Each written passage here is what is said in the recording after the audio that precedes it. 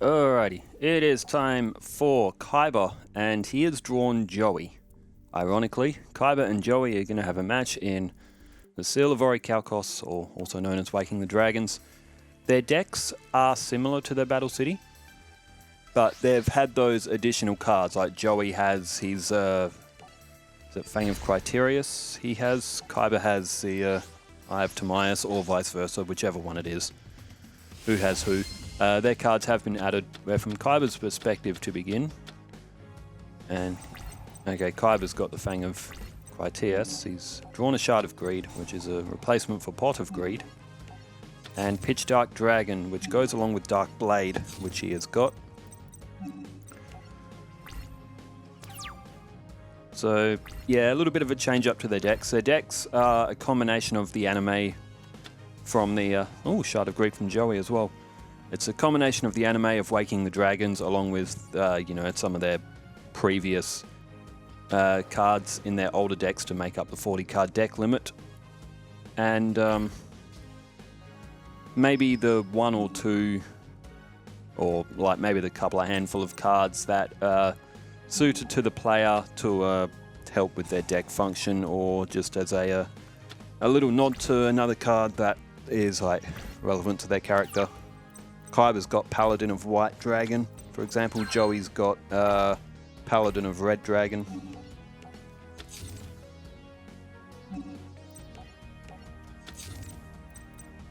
Okay, I believe this is where comments were at. We did a little bit of Yu-Gi-Oh content on the weekend as well. Did a video or two on Saturday. It was for story duels for the 5Ds and I think Zexel Arc or something.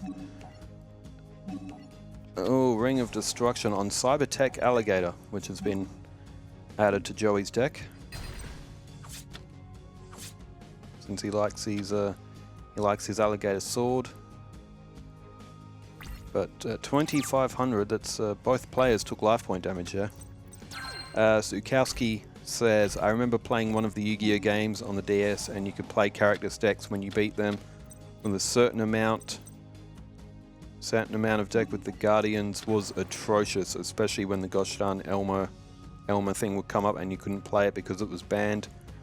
So that Guardian was useless. If you get lucky though and get the appropriate equip cards, you can really put a hurting on somebody quick. The Guardians deck, if you draw the perfect cards, the deck is actually really good. But the odds of drawing those cards in that perfect order are slim to none. So, yeah.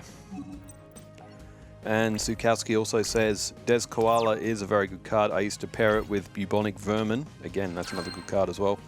And Giant Germ to take out a bunch of life points from opponents, then using the leftover monsters to tribute for high level cards.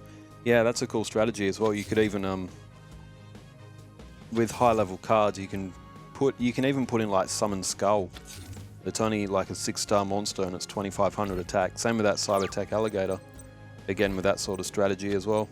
Oh, Blue Eyes White Dragon. Will Kaiba play it to the field? Crimson Maelstrom says, dang, that was over quick. Let's go Chum. That was for the Chum and Joey match. Chumley absolutely he drew his best cards. And poor Joey. Of course it has to happen to Joey, but Joey also failed a Time Wizard flip. Zukowski also says, well, Chumley destroyed Joey. This marsupial deck of his is why Americans are so scared of Australian animals. If they ever make a Sydney funnel web spider card or platypus or cassowary card, dude, cassowaries are terrifying. For those who don't know what cassowaries are, they're like this big, like, their design or their genetic design, is kind of like a flamingo cross an emu, if that makes sense. But they look terrifying. They've got these big talon claws. It's like they've got eagle talons with sort of like flamingo legs, an emu body, and the head is kind of like a turkey. Put all that together and you get the cassowary. And they're quite dangerous. You have to be very careful. You can like go and see them at like zoos and stuff, but it's they're not the sort of bird that you walk around or that you walk up to and you pat, because they are very, very aggressive. And their talons, they will literally rip you open. Like they're a dangerous bird. They're big, they're strong, and they're quite nasty. I bet he could even challenge Tanya's Amazoness deck. Chumley's deck, that's an interesting one. It might be able to challenge. It could probably challenge Tanya's one that's been built on this game. A full-fledged strength Amazoness deck? Probably not. But that will be a good duel when the time comes. By the time that this channel has done... Oh, there's Red Eye's Black Dragon Sword. However, I don't think Joey can do anything with it because it's been special summoned. You have to target another face-up monster on the field and equip it with it. That's not a card sort of like in of its own, so Joey is going to have to choose Dark Blade. It could be that Joey doesn't have anything else. He's summoned Red Eye's Black Dragon Sword. So he got his Claw of Hermos out and got to use his new card, but Red Eye's Black Dragon Sword... Oh, look at that. He's only got magic and traps. Unless, depending on what that last card is, but it would appear that Joey wasn't able to do anything else. He may have just wanted to show us what he had in his hand. He is, well, I mean, he's going to concede to Kaiba now. There's Dropout. So the card that Kaiba just drew goes to the graveyard.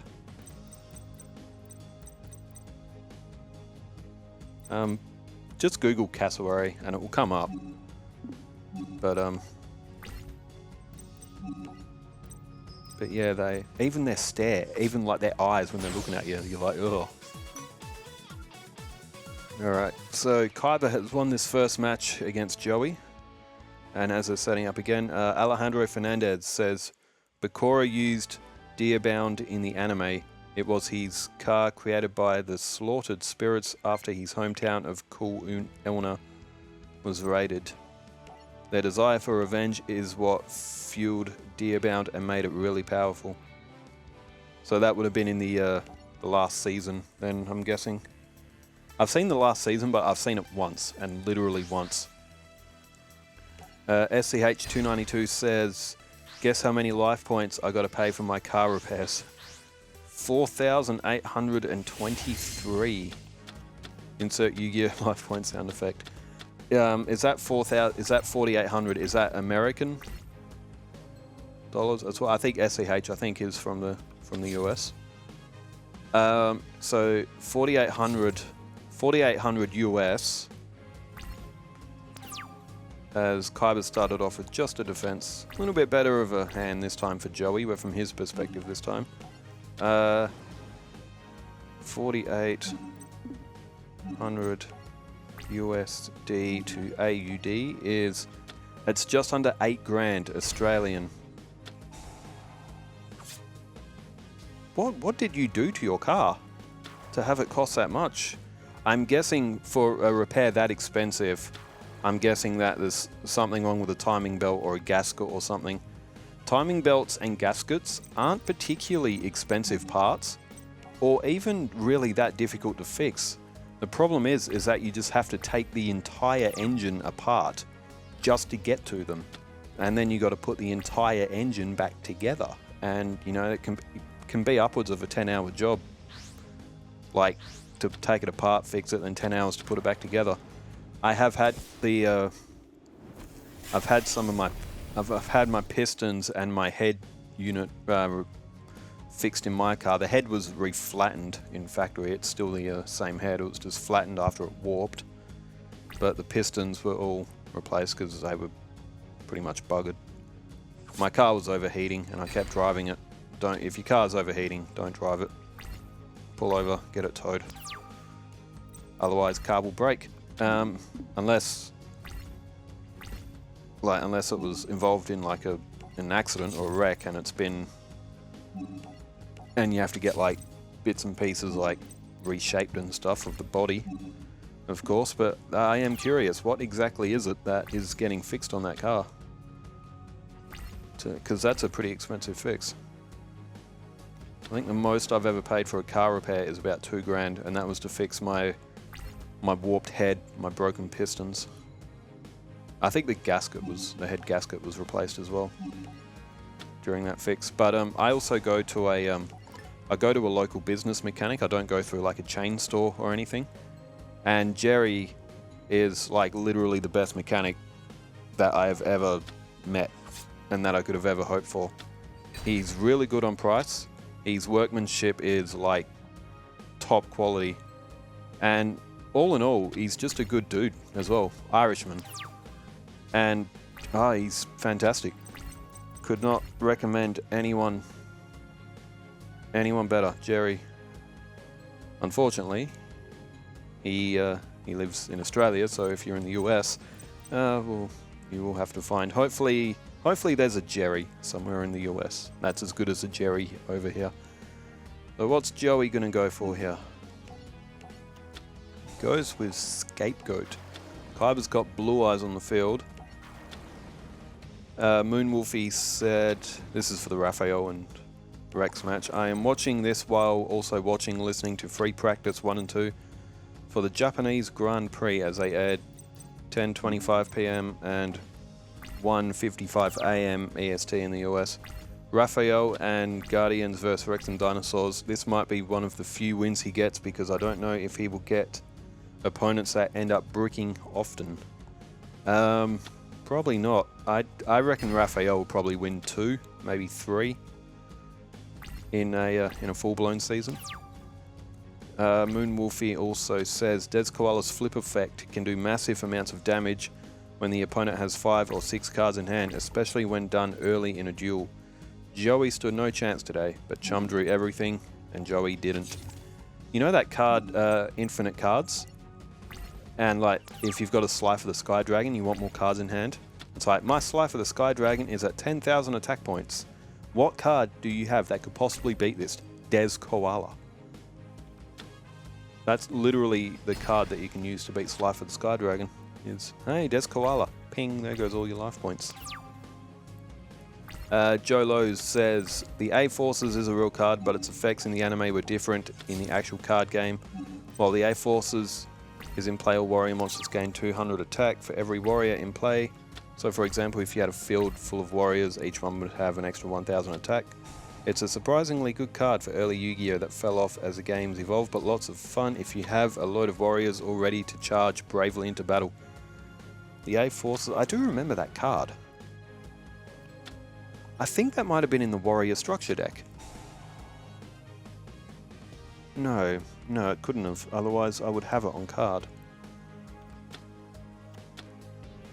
Cascade Hairston says, I was going to say for Spellbook Star Hall, it's best to activate the spellbooks first so you can get the counters. Yeah, I was seeing that as I was playing with that deck a little bit more. I quite like that spellbook deck. I've been meaning to do another Archetype one. I did an episode on Jinzo because it was one of Joey's challenge decks, but it was just crap. Like, it wasn't a good episode, and I'm just gonna scrap it. The Jinzo deck was like, it had Jinzo, but it didn't even have any other. Oh, speaking of Jinzo, speak of the devil, but it didn't really have anything else to really call itself a Jinzo archetype. So maybe Jinzo isn't an archetype. Now, Red Eyes Black Dragon is back in Joey's deck now, just to give that little bit of a nod to his some of the cards that make up his deck for this Waking the Dragons, as there's Lord of D, and this is looking really bleak for Joey. He can't keep monsters on the field. He's only got high levels in his hand. Ray Hunter Gaming, that's a name I haven't heard for a while, says, hi, how are you doing? Tournaments like this are a great change of pace. Unfortunately, many of the anime cards aren't available in real life yet, which is a shame, but still very well done, and I'm looking forward to the new tournament parts. It's good to hear from you as well. One of my very early commenters, Rare Hunter Gaming, as Axe Raider is put in defense, and Joey is being absolutely destroyed in this. In fact, I may have to save the rest of the comments for Chum Lee's video, because with only Axe Raider on the field, I mean, this could be last turn.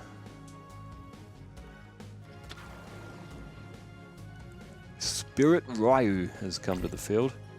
Need to discard a dragon during the battle step to get it to power up. Oh, and there it is. Oh, Paladin of White Dragon. Yeah, rituals count as well. So 3 and 3 is 6. 12 will be 72. Joey is going to lose the rest of his life points. And, well, I tell you what, did Joey ever really have a chance against that much attack power? This is a solid win for Kaiba, and, well, we all know that Kaiba can't lose to Joey now, can he? It'd make him lose his hair, that bowl haircut of his. Well, thanks everybody for tuning in. We do have Chumlee coming up next as well. So Chumlee's going up against Rex Raptor. Thanks everybody for tuning in, wherever you are in the world. Stay safe, take care, farewell.